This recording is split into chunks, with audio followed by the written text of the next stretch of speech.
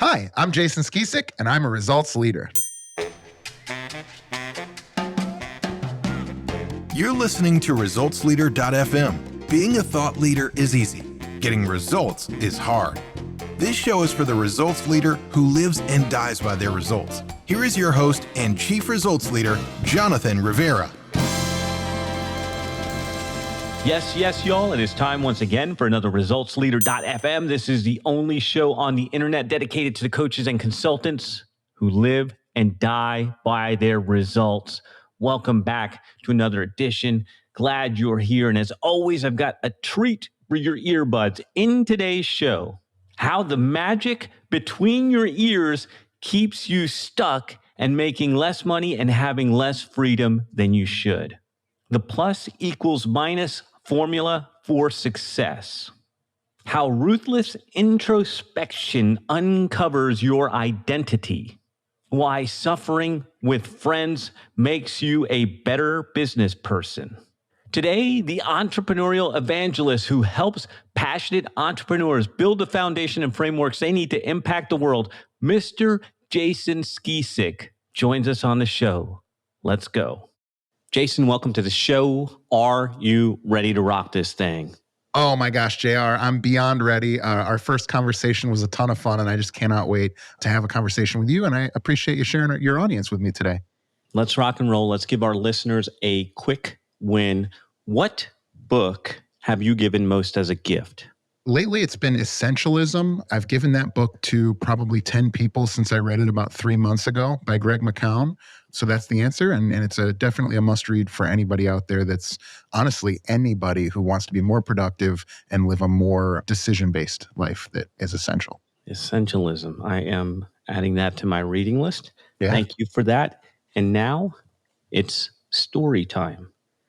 Tell us a story of how an apparent failure set you up for later success. Well, there are probably many I could pick from, but the one for me was turning around my gym. And so, coming back from the United States Army, I did two things. I started to pursue a career in finance by going to school for finance and ultimately becoming a banker. And I started a dusty CrossFit gym on the fourth floor of an old mostly abandoned warehouse in Chicago with two veteran friends. And for 7 years, I treated this business, this tribe, as a hobby. And it was great. We had a lot of fun. But we were very quickly sort of sifting our way through the funnel down towards entropy and non-existence. And so my two partners sat me down about 7 years in, and they were like, hey man, look, we've had a conversation. This thing is just not a business. In fact, it's a parachute that we're all dragging behind us as young men who all want to go off and pursue our dreams with these wonderful women that we had all found in our lives. So that night I went to bed thinking, can I possibly imagine waking up tomorrow without this tribe, without this hobby and passion? And the answer was no. I just couldn't imagine that. There had already been people that had come into my life and had come into each other's lives that made this tribe and community something to me that was worth fighting for. And so we had failed in becoming a capital B business up until that time. But we had lucked by virtue of our own actions and just our own passion into creating this powerful tribe and community. Many of those folks are still members of that community. And so what I had to become was the leader that could energize this tribe and community to the heights that it deserved, that it warranted. And so that simple decision around that failure led me to pursue things much more actively and passionately than I would have before in building structures in the business and scaling our offer out to the world and learning how to market what we were doing, learning how to sell what we were doing, and ultimately learning how to way over deliver on the expectations of the community. And so because of that, I think we, something like 9x'd our clients and our revenue within like 14 months. Now, a lot of people would like that 9x. They say, yeah, the popular one is 10x, but you're right there. And anybody would say, yeah, I want that. But realistically, logistically, how did you guys prepare for that 9x, or did it break your business on the way there? Yeah, I think unfortunately the truth is that most people energizing businesses that are under $1 million a year in revenue are doing so by not paying attention to the obvious questions their business is asking them. And so simply by treating the business as important enough to solve all of the problems, not just the problems we were interested in, which would be like, how to give a better fitness class or how to come up with some new program that people would be excited about. As soon as we shifted our attention to things like marketing and sales and emails and, collecting our funds correctly and on time on a regular basis, all of the sudden, people got the professional experience they would expect. They got the over delivery that we were giving them as part of a tribal community that we were passionate about. And so because of that, even though we were running ads, we were actually really benefited from tons and tons of great reviews and tons of referrals. And so for somebody listening to this, the truth is, if you're not at a 7-figure run rate and your business vehicle supports that, it's probably because you're ignoring some of the major problems that are just not fun for you to solve. What are some of those major problems that you see? Because I know you work with a lot of business owners these days. Yeah, I do. So for starters, it would probably be having clearly defined roles and responsibilities supported by clearly defined training and SOPs. I think the thing that gets somebody to a 6-figure business is probably, bootstrapping themselves, learning all the skills, learning all the habits, and putting on all the hats, breaking down the brick walls. These are the folks that I love working with because they don't lack motivation or hard work. The problem is that they're the only ones with the magic between their ears. And so they get into this spot where they're stuck because they think nobody else can energize what they do as well as they do it. And I understand why. I get it. I've been there. But ultimately, if you want to scale beyond what one human being can achieve on their own, and you don't do something like podcasting, shout out to you and Joe Rogan and all the others, then you're going to have to pump the brakes and rethink those skills and habits that got you to where you're at, because ultimately they're shredding you right now. Beautiful. What would you say is the most worthwhile investment that you have ever made?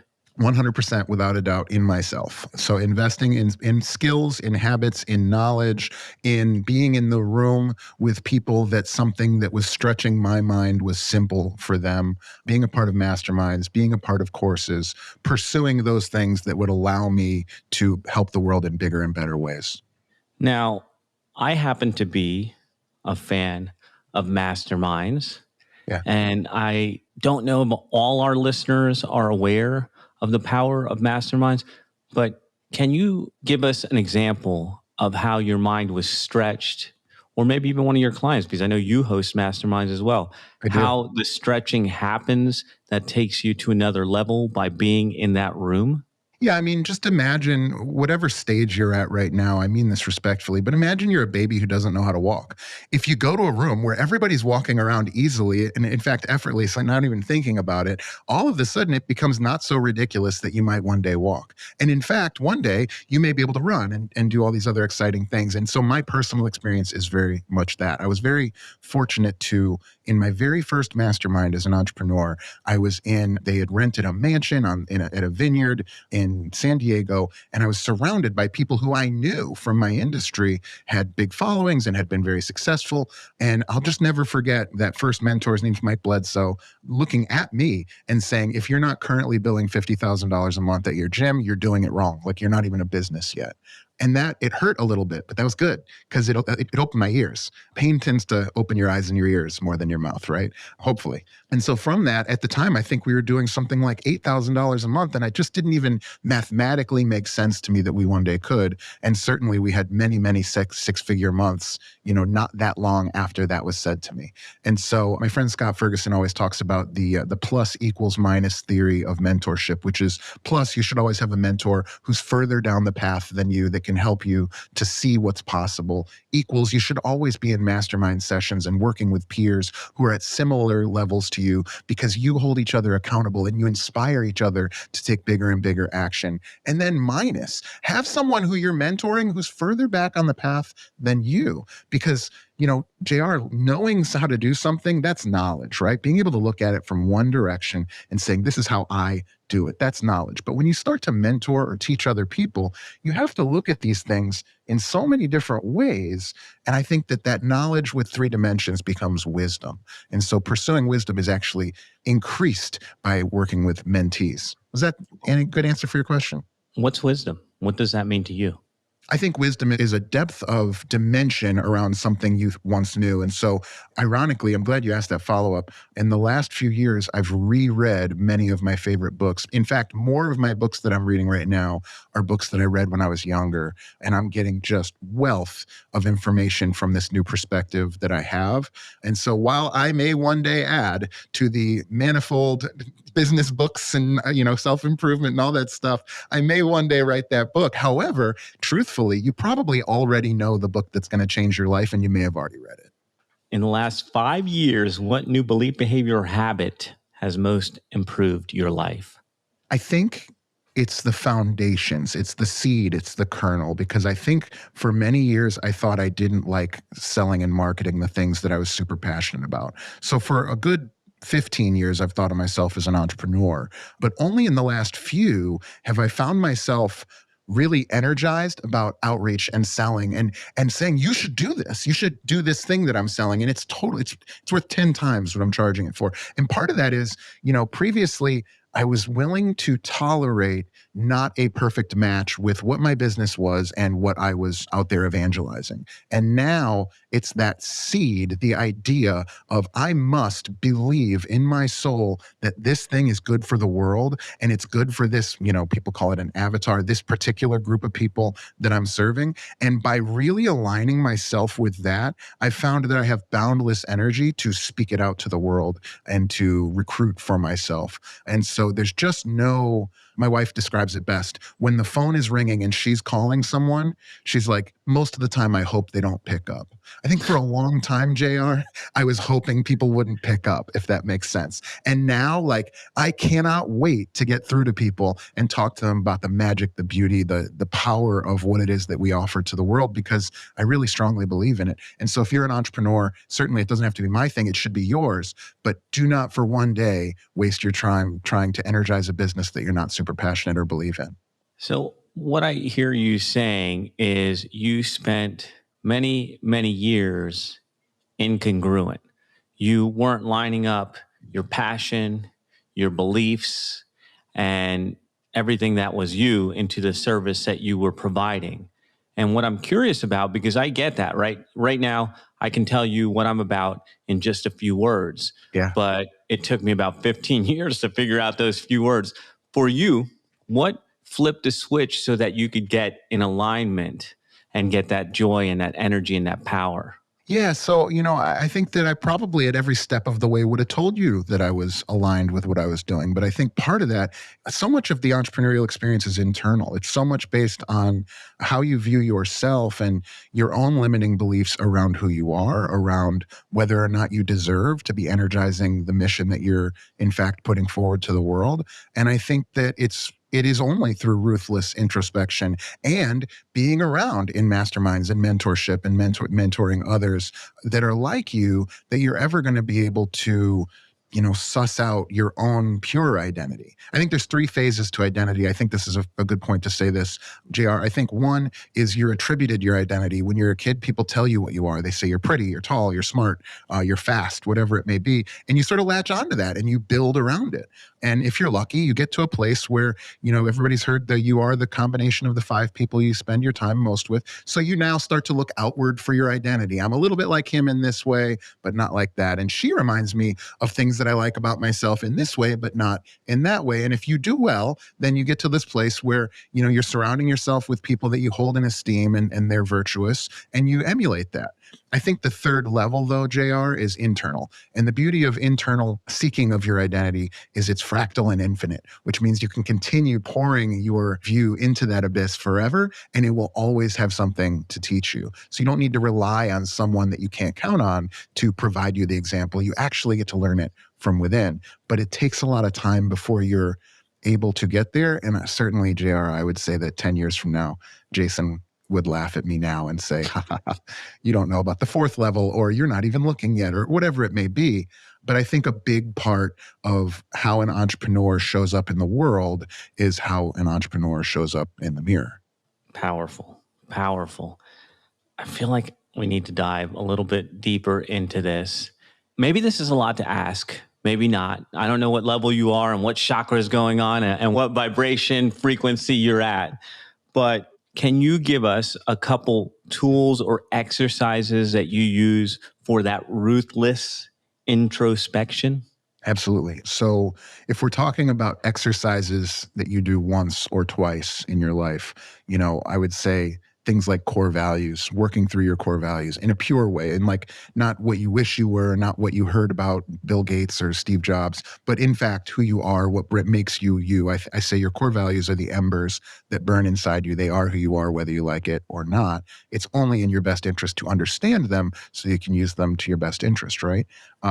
So things like that, developing the mission of any given business or action that you're taking is huge. But as far as like practice, which I think is what you were really asking, every week I go on a solo mission. So typically that solo mission is going to be either a ruck march. I live here in the Indiana Dunes, so I have 2 Australian Shepherds and we go for 10, 12-mile ruck marches. This has become sort of a tradition that people will actually come here and stay with me and we'll go on ruck marches. And it gives me time where I'm not on my phone. If I'm alone, I'm having conversations with myself. I'm thinking about things. Nature is 100%. Any hunter, any fisherman, any camper, any hiker will tell you that you will see enough metaphor in nature, enough insight and inspiration in nature that you should never need a library or an internet connection again. And then once a month, I do a solo mission that's a little deeper. So I go into a float tank, a sensory deprivation tank, and I spend 90 minutes thinking about my business, its constituent parts. I always like to say, I take my business or my relationships or whatever I'm pondering like an engineering diagram, and I just blow it up into constituent parts. I look at each part and I put it back together in the most efficient or realistic way, a reasonable way that I possibly can. And I do that typically once a month. The other thing that I do that's not alone is what I call collective elective suffering. So 3 or 4 or 5 times a week, I'm in a jujitsu studio, I'm kickboxing, I'm doing hot yoga, I'm doing CrossFit. I'm getting together with other like-minded people to do something that's incredibly hard that, believe it or not, even though I've owned a CrossFit gym for many years, that I don't want to do. I've been a little afraid of every single workout that I've ever done since I started to truly train. And I've never finished one and regretted it that I can recall. Okay. So I have to challenge you for just a second. Bring it on. I'm enjoying this. You're a young man. Yeah. I mean, yeah, we're young men. Yeah. Yeah. I heard something interesting in what you said because there's 2 different pieces. You yourself, looking back from 10 years in the future, would laugh at you today. I think so. Yeah. The other thing, though, that I found interesting was when you talked about things that you do, you talked about core values once or twice in your life. Are you planning not to live that long? Do core values stay the same? Do you think that core values can change as you grow? Yeah, when I think about my core values, I think about the theory of gravity, or just theories scientifically, but let's say the theory of gravity for this. And so I have this 5-sided puzzle piece that I hold up to the world. These are my core values. And I won't belabor all of them, but they describe who I am. They describe how I communicate. They describe how I work well with others. They describe what gets me out of bed in the morning. And so because of that, when I first made them, JR, I had no choice. I had to hold them up to the past. And man, did they pass that test with flying colors. Here's an employee who was great, but it just never clicked. Up was down was up, left was right. And I couldn't figure out why. Oh, well, he was spirit of the puppy, so I loved being around him, but he had no military mindset, so I couldn't count on him, and ultimately he couldn't be a part of the company. Then here's this client who from day one, you would have never thought we would have got along. We don't come from, she wasn't in the military, she didn't play sports growing up, but man, we have been like best friends since the day we met. Everything seems right. And it's because, wow, they do have that spirit of the puppy, and they show up when they say they're going to show up. If they commit to something, they do it. And so because of that, we're a core value fit. And so to address your question about me in 10 years or whether or not your core values change, I can tell you that I earned military mindset, which is what makes me disciplined and take responsibility. I earned that in the Army. And so certainly if I had done my core values, even earnestly with Tony Robbins at my side when I was 18, I would not have come up with that as a core value. And so to further answer your question, like the theory of gravity, we continue to test it. And sure enough, it continues to be something like 9.8 meters per second squared, depending on altitude and the air and all that other stuff. And so until that day that these tests start to fail, well, then I guess they'll stay the same. More, I think, what the 10-year-old version of me would laugh at It's like how you learn how to color and you're just so far out of the lines. And then eventually you're in the lines. And then eventually you don't need the lines. I think I'm probably in a phase where I'm coloring within the lines, but in the future, somebody will be like, yeah, but you didn't have to color within the lines. You could have done this great thing and you just didn't know it yet or something. Love it. Love it. So let's have some fun. What are some bad recommendations you hear in your area of expertise? For starters, I've been having fun. I just want to say this has already been fun. Some bad recommendations. I think people want to scale too quickly. I think if you're an entrepreneur, if particularly a service or a product entrepreneur, and you are trying hard to scale in earnest and it's not happening, you're probably doing it too soon. So you probably haven't yet found product fit or service fit. You probably haven't found an offer yet that's actually ready to scale. And so I actually have been a junior partner in a business where we were pushing incredibly hard to be profitable and we did well. But in hindsight, it's pretty obvious that we never quite got there on fulfillment to the point where it would have been like kicking a snowball down a hill. And I think we would have had we understood that at the time. And so I'm very cautious of that now. So bad advice would be just sell ads or just hire a copywriter or just use ChatGPT or whatever. It's truly the understanding of the problem you solve and who you're solving it for that will ultimately get you this buoyant company that seems to float and rise above its expenses pretty effortlessly. And so, candidly, I'm not there right now, but I know I'm not there. That's the difference. I know I'm not there and I'm not going to stop and I'm not even going to push until I know that we can get there. We interrupt your regularly scheduled program for a public service announcement. We're going to get right back into this show, but I wanted to ask you a question. If you have been listening to the show for any amount of time and you've picked up even one single tip, then I need your help. Get the word out. Tell people about resultsleader.fm. Share it on social media. Share it on your email. Share it anywhere. Hashtag resultsleaderfm. Now let's jump back into the interview. Jason, why do results matter? I think you have an ethical responsibility to the world to maximize your success. I would say that it may not be a responsibility, but it is the way I choose to do that in a path that I'm super passionate about and enjoy. And so results matter in so much as they're the world responding to what we call our best. And if we truly want to bring our best, then we need to pay attention to that data and we need to make changes that's based on that evidence and data. And so that's why results matter, just like anything else. In the last 5 years, what new realization has helped you get better results for your clients? Probably that I don't have the answers and they do. I think if I would have started this company 5 years ago, I would have been selling a lot of answers, JR. And right now, all I sell are questions. I sell questions. I sell follow-up questions. Sometimes I'll illuminate the scales of decisions, but I don't sell answers anymore. How do your clients take that when they just want you to give them the answer? They want that easy button and you turn around and give them another question to ponder. Yeah, so I'm figuring that out now. There's two factors that I can identify that's useful for this conversation.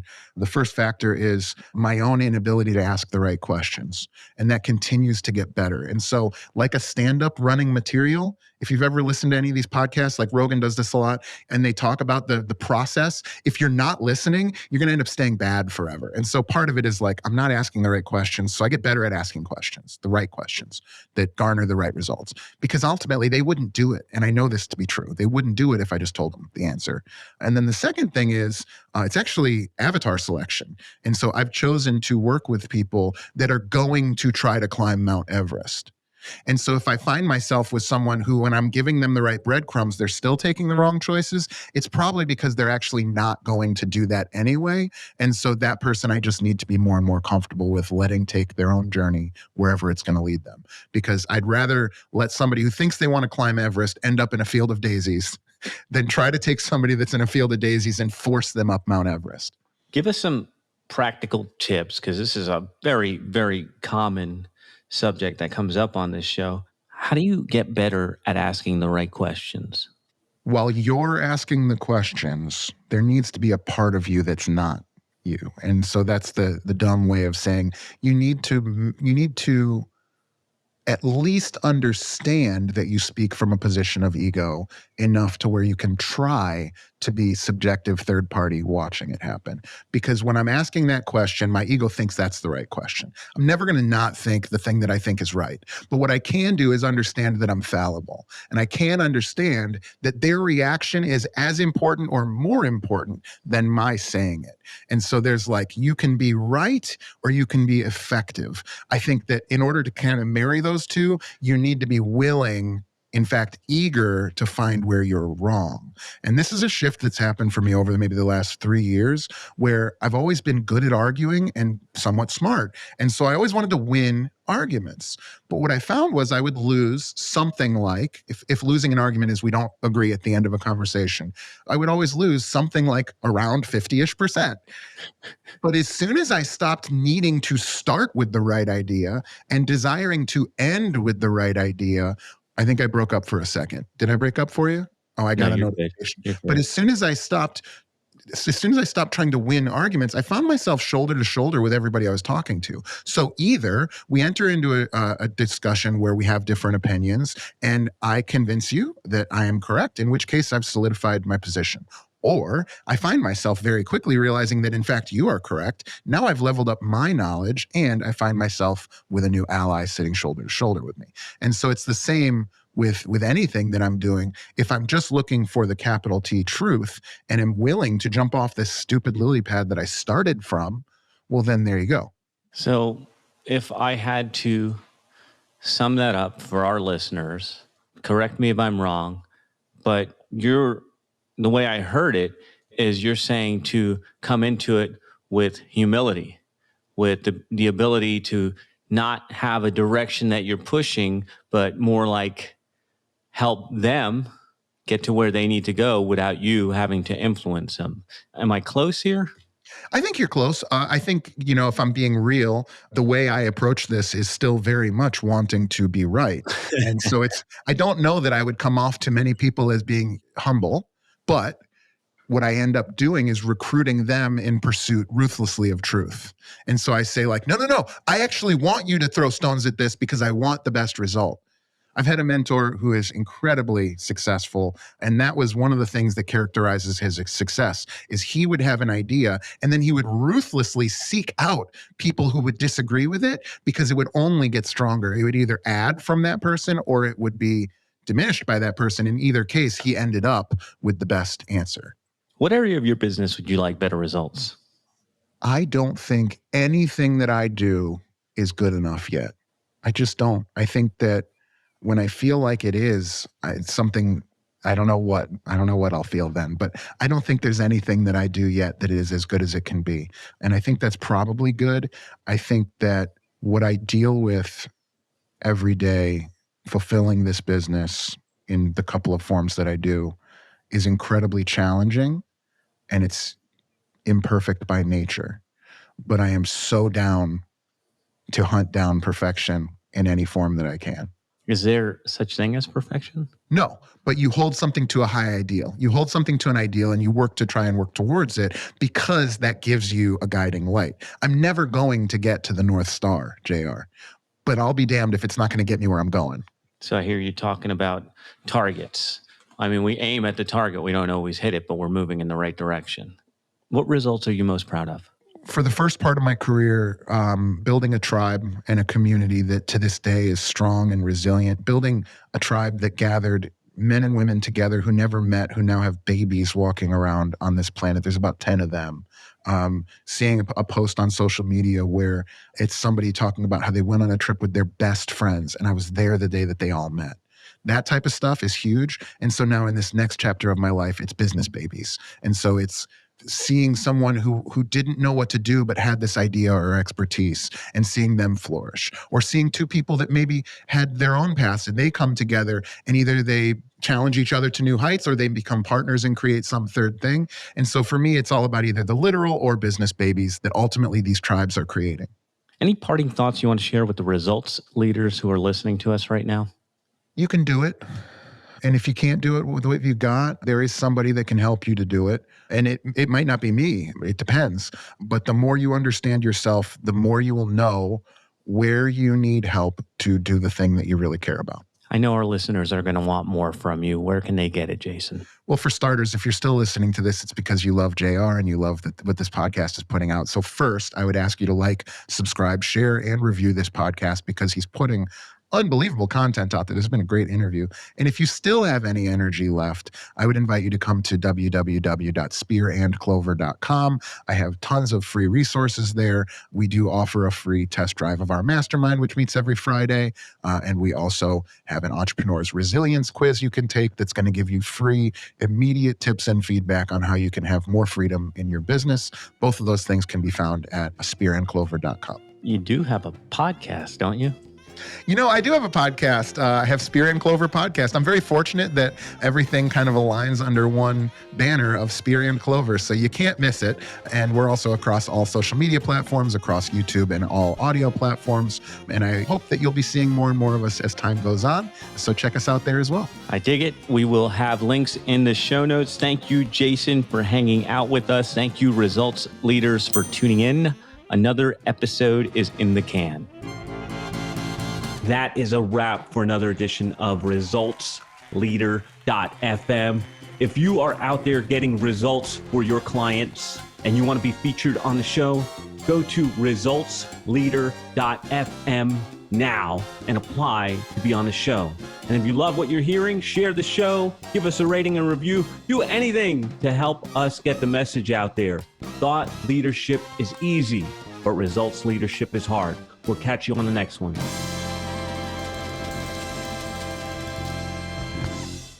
This is thepodcastfactory.com.